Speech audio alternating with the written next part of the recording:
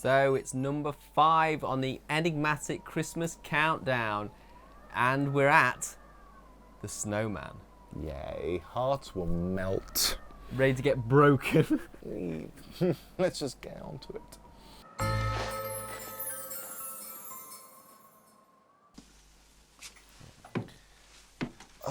This attic's full of memories for me. We spent all our summers by the seaside, and in winter, at home, by the fire.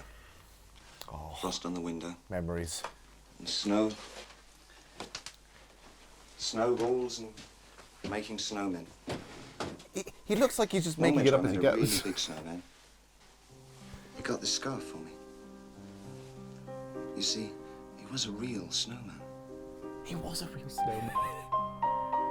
Beautiful. Oh, just something as simple as that, and automatically you're in it. Oh.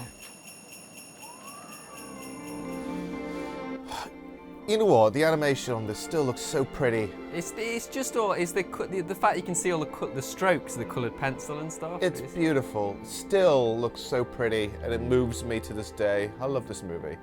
It's so cute.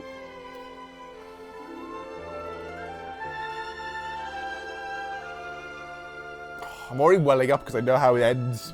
The score gives me goosebumps. It's just beautiful.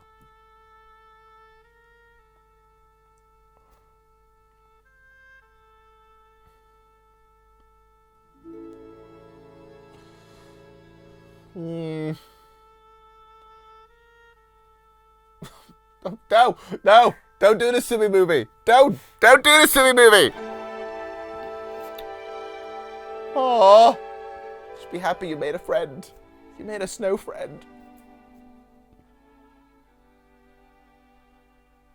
I'm already getting sad thinking about it. No. No, don't do this to me. I know what's gonna happen.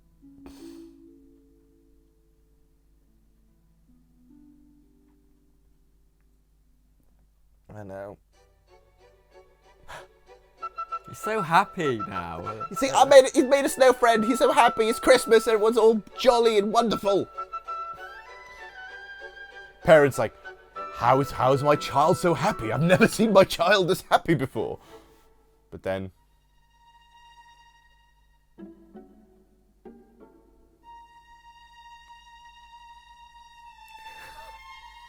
oh no! He's lost his snow friend.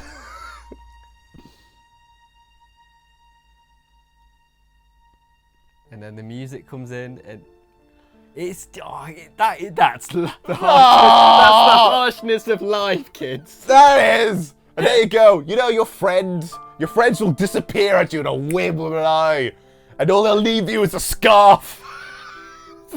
God, it's heartbreaking. Oh, It punishes you, doesn't it? oh, that's so sad. So that was the Snowman. I feel like I've been shot to pieces. My heart is in pieces. Every year, Yeah. I'm broken by that movie. Yeah, that movie makes me so sad, especially the ending of it and everything. Is just Good job it's not any longer. Good job it's only half an hour long. Just imagine if it's feature length. no, that'll be crushing because then you get more attached to the snowman so lovingly, and you just at the end, all the adventures, and then and gone. Oh, I can't. I'm already starting to cry. We were thinking of doing a double and doing the Snow Dog. as No! well, but the Snow Dog is just that. I think it'd be too much. I haven't seen the Snow Dog and I don't want to. Around Christmas. This is the thing with Christmas movies like this is that you will get a lot of movies that do hit the heartstrings. Good Christmas movies do sort of play with your heartstrings. Yeah. And the Snowman's a classic one. It just makes you feel so. Oh, it just makes you feel so nice and warm and fuzzy. Yeah. And that's the kind of thing I always know what makes a good Christmas movie. And that ending though still crushes me. Yeah. And of course, the interesting David Bowie intro. You have to explain me about that one a bit more. Well, that came about. I know a bit of why and how that came about. Okay. Basically, the first couple of years the animation went out, it had an intro from the original writer of the story. I remember that winter because it brought the heaviest snow that I had ever seen. Snow had fallen steadily all night long, and in the morning I awoke in a room filled with light and silence. The whole world seemed to be held in a dreamlike stillness. It was a magical day, and it was on that day I made the Snowman. But when the Americans got interested, Yeah. they were interested in the animation because it's like really nice, obviously. Of course, it is gorgeous. But they didn't get the whole writer intro. Okay. So they needed something. And in America, if you get an intro to a Christmas special or something like that, it's usually from a sponsor or someone famous.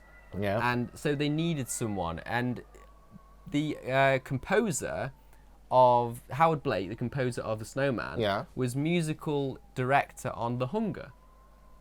Which in 1983. So he was talking about The Snowman. So Bowie was glad to do it. Obviously, he was kind of doing it for his son. Yeah. Got it all wrong, of course. He got it terribly wrong. Did he? Hopeless. Didn't matter. We did it about 6 times. But it was fun meeting him, wearing these wonderful glittering pink shoes.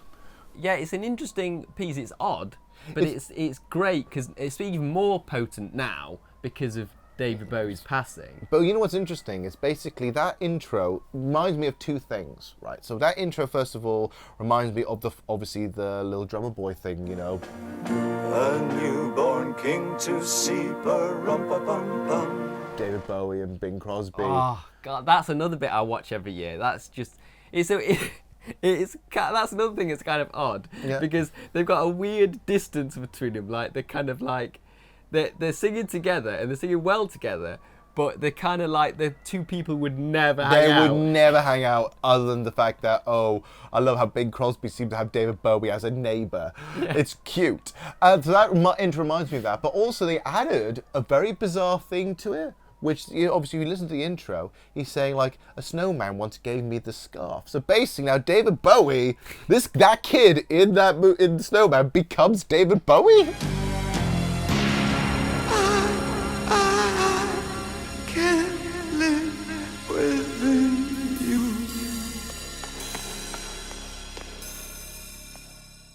So that's how you become David Bowie. You have to have a traumatized snowman death. Then you become David Bowie. I love that. So thanks for watching the Enigmatic Christmas Countdown. If you've enjoyed this video, don't forget to hit the thumbs up. And if you want to see more from us and be notified of more content, hit that subscribe and the notification bell. See you next time on the Enigmatic Christmas Countdown.